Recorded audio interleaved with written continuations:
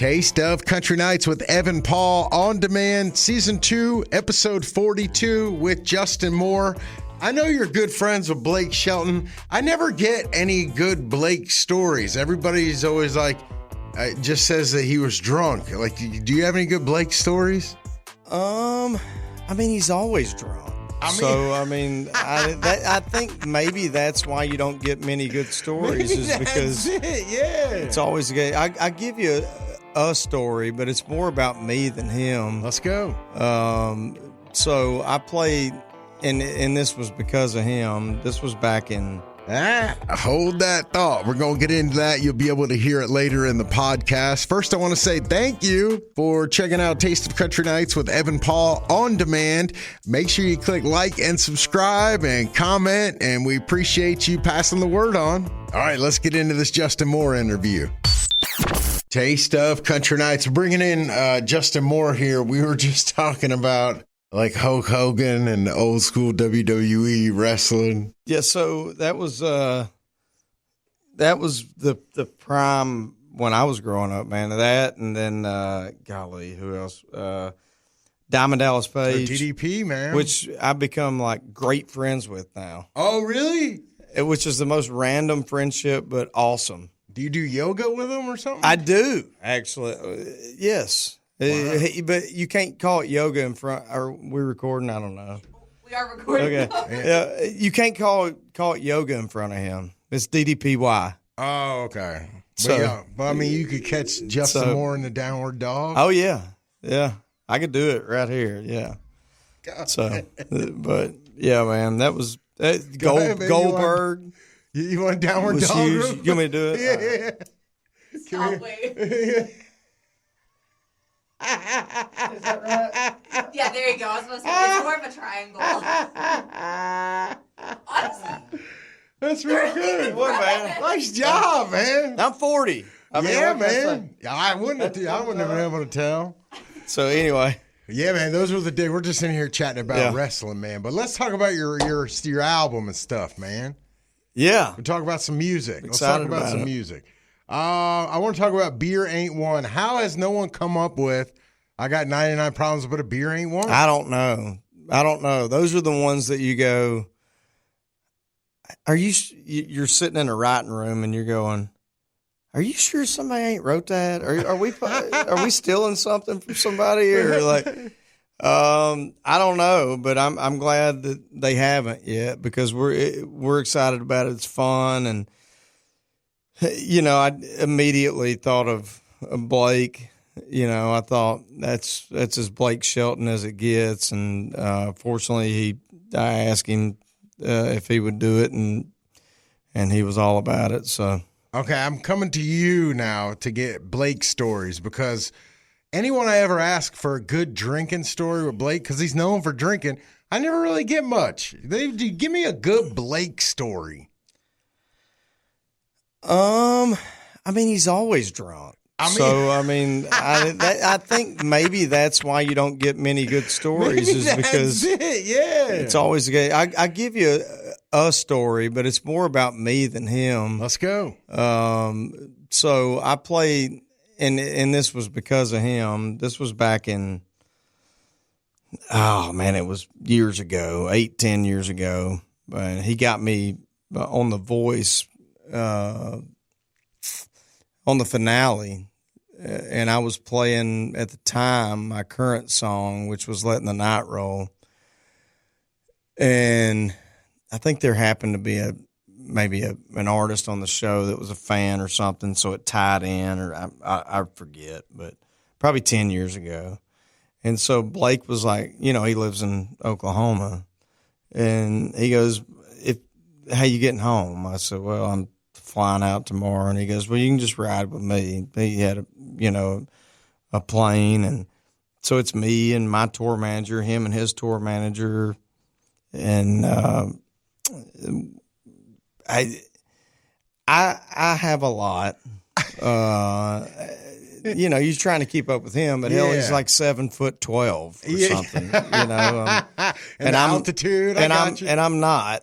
And so I pass out, and We drop him off in Oklahoma. Plane takes me on to Arkansas. Still sleeping? And, well, kind of in and out. And he swears up and down that I threw up in the plane. And I'm like, I did not throw up in the plane. And it was a NASCAR driver buddy of his that owned the plane. He's like, I'm telling you, man, he said you puked in his plane. And so he has maintained that to this day, and that's been over a decade. So I still don't think it happened, but he thinks it did. So Wait, so can you not go near this NASCAR driver? Do you guys still have a beef? I don't know that I've seen him since, to be honest with you. Okay, what would happen if you saw him today? I would hope nothing. Would it be like because an elephant? I don't think it happened. But it would be funny though. Okay. To rehash. I feel like songs like the Getting By and Put a Boot in It, it's like new territory for you. Is it more challenging to find new versions of yourself, like as you get deeper into your career? Yeah, I mean, I think Put a Boot in It is super traditional country like we've always done, but the Getting By is a little more, I don't know, bluesy maybe or something. It's like a Keith Urban-esque, like Heartbreak kind of. Yeah, a little bit. And so, I think each album we try to do what we do. I mean, traditional stuff, but you try to, pepper in a few little things here and there to make people, they kind of are a little different flavor, if you will. But yeah, it is tough. I mean, because you just want to go out and write exactly what you do constantly. So to try to reintroduce some new things in there is always challenging for sure. What do you think about what makes pop artists or other artists that cross over genres? What makes the ones successful, and what are the ones that are just cash grabs? Like, how can you tell? Boy, I'm probably the wrong person to ask. I don't know, man. I think there's celebrity. I think the ones that have crossed over recently, I just think that their celebrity is so big that it's successful. I mean, and that's not a knock against them. I don't think there's necessarily a quality about each specific one that makes it popular or unpopular. But I mean, let's be honest. I mean, if you're at this level, not only in pop music, but just in the world and pop culture, it's going to be successful more than likely. Okay. So I don't know. That's just my opinion. It's almost like musical nepotism in a way. Yeah, a bit, maybe. Okay. Do you listen to albums from artists like that, or like? No. Okay. I don't. Okay. I listen to traditional country artists. Okay. That's just what I like personally, and that's nothing against anybody I got else. You. I just like, what are you listening to now? Like some of the top sellers. Waylon Jennings. Okay. You're not into Merle Haggard. Okay. Hank Jr. Oh, I see. Same stuff I've always listened to my whole life. I mean, there's a few new artists I'm sure that I like, but I don't listen to much music, to be honest with you. When I'm away from it, I like to completely get away from it, and I listen to more like news and sports and that kind of stuff. That's just because I love sports and try to keep up with, again, the news as best I can. I don't even listen to me. I mean, I don't know who does listen to themselves, but yeah, I listen to more local stuff at home, like what's going on, and especially sports. Okay, that's fair. I love the song "The Worst." Thanks, man. Yeah. I think getting Hauser on that was really good. Like, He's I've great. talked to him before about like he didn't have anything growing up and how he feels grateful to be able to give back to his kids. How did you get with him on that song? Well, when we wrote the song, he and I didn't write it, but together. But the guys that I wrote the song with, we were talking about, because we were all parents, and we were talking about the fact that,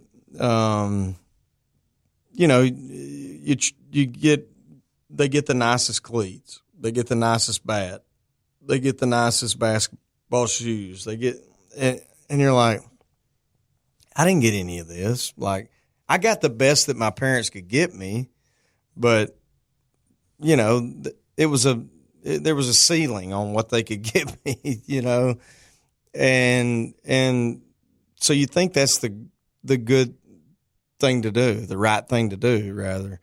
And we started talking about the fact that maybe it's not, because I was like, I don't even know if my kids appreciate it. I'm trying to get them to, and this one's going, oh yeah, my son this and my daughter that, and so we started talking about, we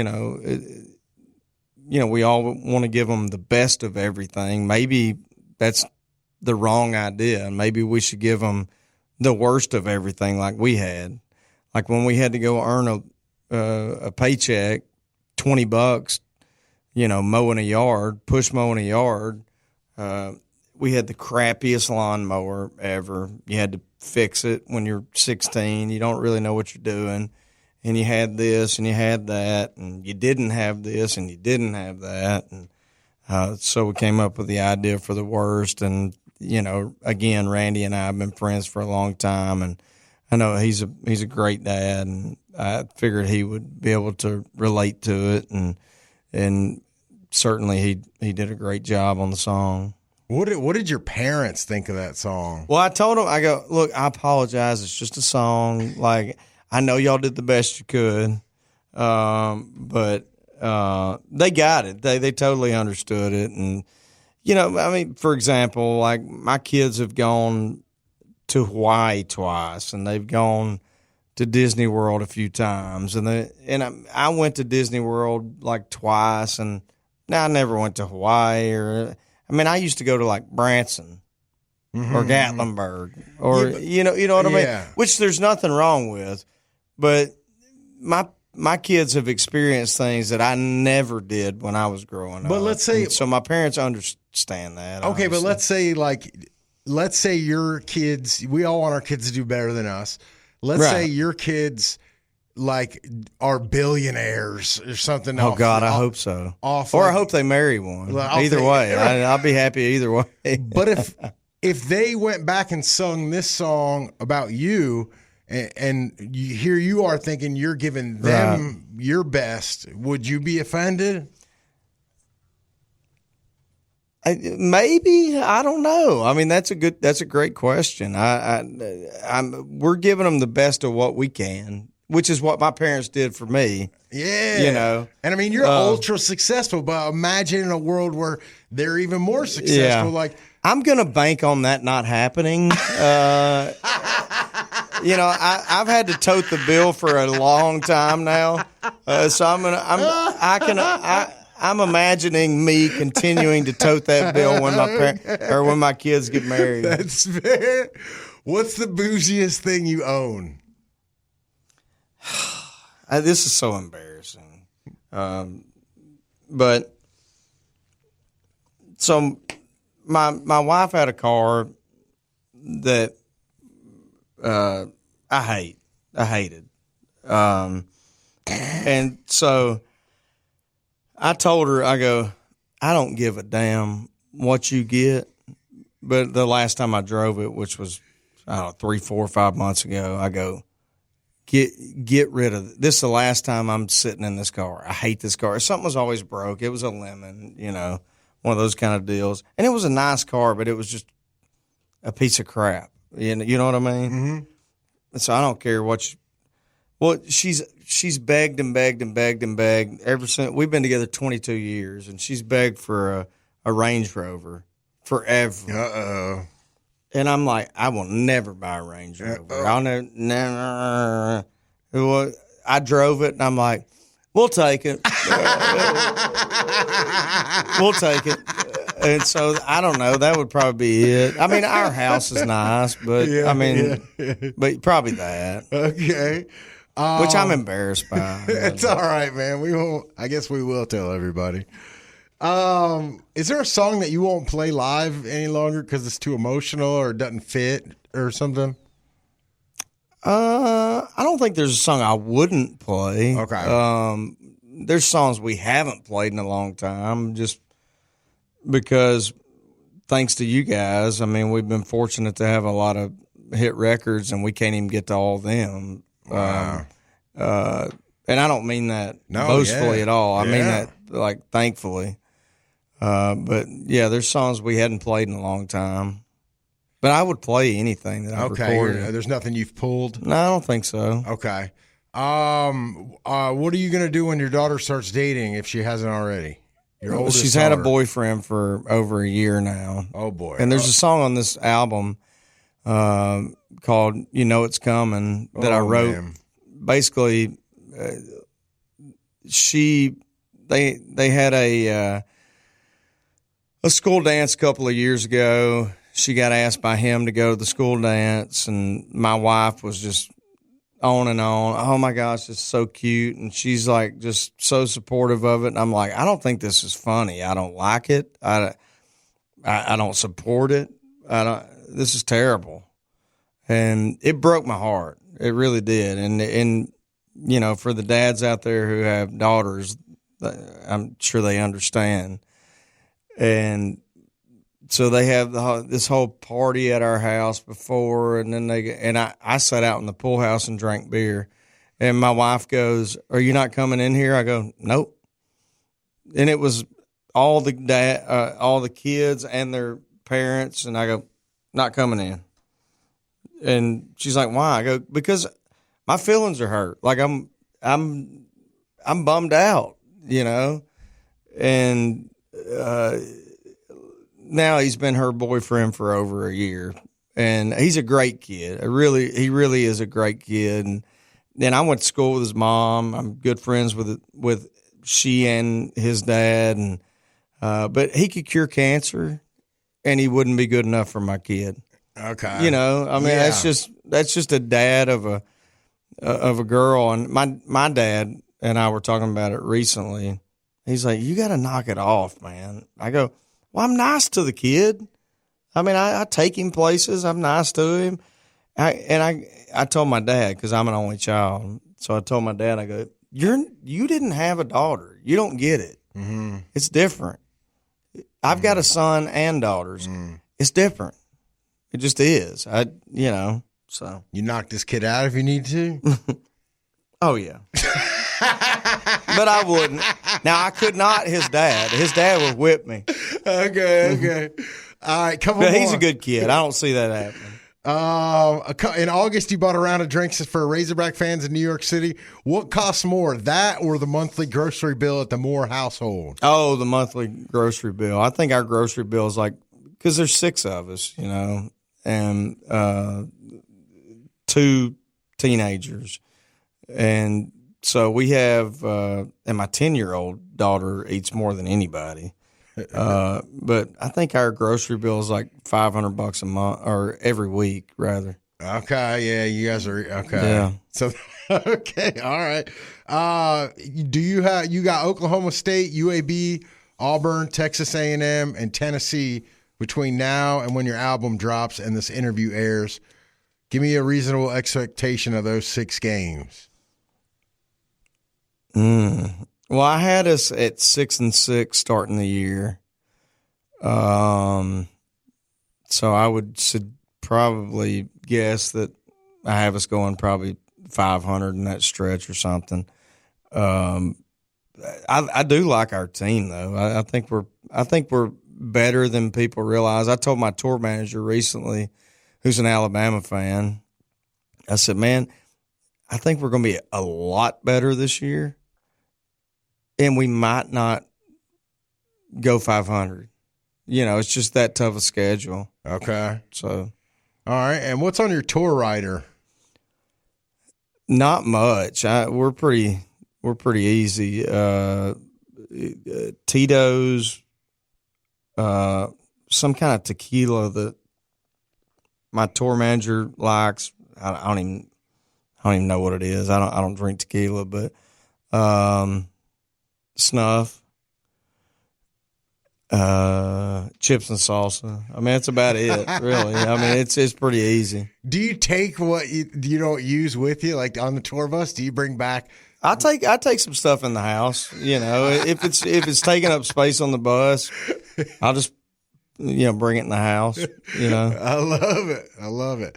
Well, man, we love the album, man. We're glad that you're putting out some new music, man. Yeah, we are too. It's always fun to put out new music for folks, and it's always really exciting, and to have the opportunity to talk about it here, we very much appreciate your time. You too, man. Absolutely. All right, let's bring in Billy Dukes to talk about this conversation with Mr. Justin Moore. He was so pouty about his daughter breaking his heart, and he's just sitting there in the pool room while the party's going on. He's drinking beers, and, hey, honey, you want to come out and hang out? No, I want to do nothing. No, dude. I'm just going to sit here with my beer and my video. So pouty. I'm not going to say too much, but man, I don't know. Yeah, I mean, I went home and told my wife about it when he first started talking about it, because I have a daughter that's 5. When he first started talking about it, I was like, yeah, man, that would be a bummer. But then when he went into that detail, I tried to put myself, first of all, in having a house that big where I could separate myself that far. That would be amazing. Second of all, I just couldn't picture, I don't know. I could revisit this in 10 years, but I couldn't picture myself getting that pouty about the situation. I mean, I hate to say it, and I wouldn't have said it in the moment, obviously, because I didn't, but that kind of makes it more about himself and less about his daughter, I was dying to get like what you felt during that as a girl dad, because I got 3 boys. I don't know. You got a girl coming up. Like, could you envision like just kind of being... I mean, the heartbreak was real. I'm making fun of him kind of playfully because I know Justin fairly well, and I feel like he wouldn't get too mad at me. But, like, it was a real, legit emotion, and I don't want to, like, say he shouldn't feel like that because, like, it felt like a heartbreak. No, and he shouldn't. And, okay, so as a fellow girl dad, he shouldn't. And it should feel like you break your heart, and he should. But the responsibility that you have that I think he missed out on is you gotta play along. She's only got one homecoming, one prom, don't ruin it. I mean, you know what I'm saying? Like, she's gonna be 40 on the porch telling her friend, remember that time my dad ruined my homecoming? Like, just go and put a stupid smile on your face and act like you like it. And just do it. But yeah, and then cry into your wife. Tell her that, it broke my heart. And the other part of this is like, this is the first one, and they only are going to get harder. Like, the relationship, odds are not going to work out. So you got to break up, and then another boyfriend, and then maybe eventually a living together situation. And then what's he going to be like on homegirl's wedding day? Justin, man, we're worried about you, dude. Very we might worried. need to get him. We got to get him back in. We got to get him back in just on that. We just got to be like, dude, we have to pressure him on. It's really only going to get worse. You're right. And this poor girl, like, we don't want to, like, her whole life is it going to be like, is he helicoptering? He's got other daughters too, so you think, will it get easier with the third? Like, he won't care? Like, just so many. Like, I want to, every time we have Justin in, we need to just check back on this exact topic, get a little temperature check, where he's at, what's new, how his other daughters are feeling, how's his wife doing. You know what the ultimate is? I think next time he comes back, we need to get either his wife or one of his daughters on the phone while he's here and get the real deal. Do you have, he's got that song with Randy Houser, The Worst. And I thought that was a really clever idea for a song, kind of talking about like a little bit of like disdain for like those people who always show up and their kids have the best gear in the dugout You know what I mean? Or the $200 football cleats. Like, do you have like a version of that from your childhood where you remember just kind of walking to the field with like scrubby gear or anything of that matter? I'm trying to think. Yeah, only toward like the end of the year, because my parents were pretty decent about keeping me semi up to date if we could. We played baseball, but you only got one of everything that you needed, for the year. So it's like you got, and for exception of the bat. Yeah, I mean, the bat, we used our bat for like 3 years, for sure. Whereas all these kids are coming with these giant Eastons and everything. So, yeah, I remember that. And it definitely stinks. And I think it hits home for a lot of people. What about you? Well, I mean, two come to mind. One as a kid and then one kind of growing up, being the parent who isn't buying. So as a kid, my first car was a 93 Ford or 90 Ford Escort. And eventually there was a hole in the gas tank, so you could only fill it about halfway. Was it teal? Pardon? Was it teal? No. It was red, little hatchback. It was great little hatchback. You flip the seats down. You could girls you could stare up at the stars. And really, I was just trying to make out with them. Look at you. Yeah, that move worked a couple times. But I'll tell you the truth about like the kids that have the best thing. Man, this story still gets me mad. I think about it. Like my son was starting to play baseball, and I was at the Play It Again Sports, and I was looking for a bat with him. And baseball bats, like you can spend $300 on a baseball bat. Like you can ridiculous, crazy. So he's never played before. I'm like looking at like the under $50 bat or anything, and this baseball dad comes up to me. And you know what he looks like without me describing. Hat backwards. Yeah, Barrel-chested, little goatee and mustache. Yeah. Alpha type of dude. Like this is the guy that's coaching every team. Yeah. He comes up to me and he says, "Hey, man." And then he looks over his shoulder. And whenever anybody looks over their shoulder before they're getting ready to tell you something, you know it's something pretty shady. Usually it's something racist, but that wasn't the case in this one. In this case, he's like, "Hey, so here's what you do.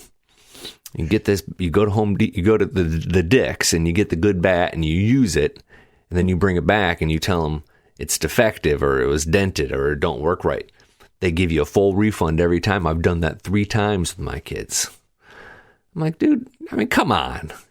So how long does he use it? The season, I guess. And then he finds something, some sort of complaint. That can work? It seemed to work for him. I don't know.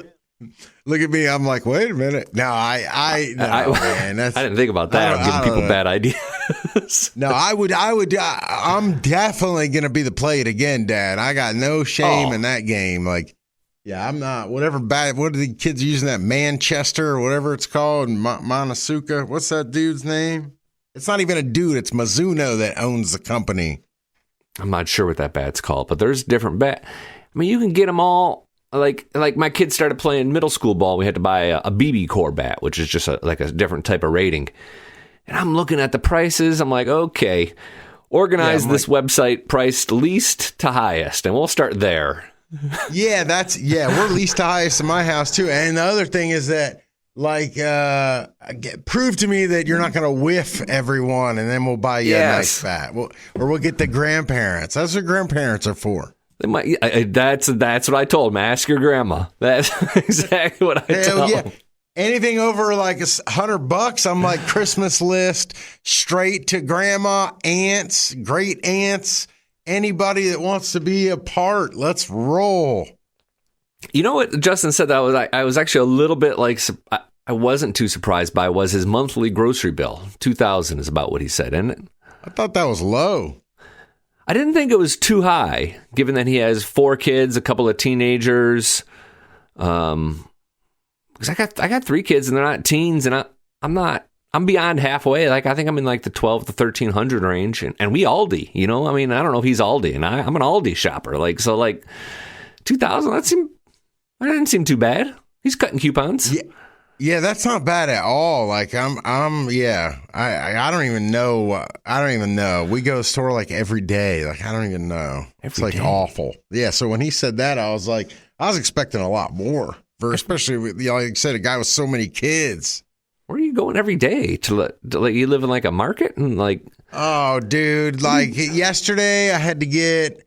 What did I have to get yesterday? I had to get Splenda. I had to get, I think, a package of water, and then diapers, and then like that's it. And then like the day before, I had to get ground turkey, and then tomato sauce and spaghetti sauce. My wife will only eat a certain kind. God forbid.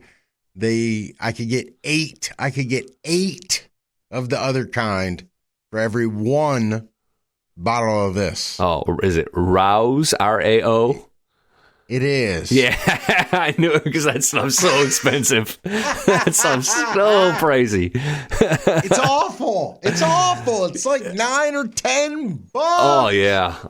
And then the ragu is right next to it, and it's like $1. I like Barilla because it sounds fancy, but it's still only like $3-4. Or Classico. Another one that sounds fancy, but it's not too bad. I'm glad Justin came by though, man. It's been a minute since we talked to him, and he always just kind of brings it. He's honest and willing to make fun of himself a little bit, as we saw at the beginning of the conversation with the downward dog and all of that. Yeah. I thought he was going to cry toward the end, too. I think, he got real. He's getting, the older he gets, he's getting more emotional. He is. Good dude, though. Good album, too. Yeah, it's going to show more and more in his songs as well. Yeah, cool. Thank you for checking our podcast out. You can look back at some of our past episodes. Miranda Lambert, Brantley Gilbert, all the big dogs have all hung out here on Taste of Country Nights on Demand. Make sure you subscribe, like, and comment and rate and all that. And next week, we'll have Kelsey Ballerini. That's right. Excited for that. Kelsey Ballerini. She's got a new album coming out. She'll be stopping by Taste of Country Nights on Demand next week.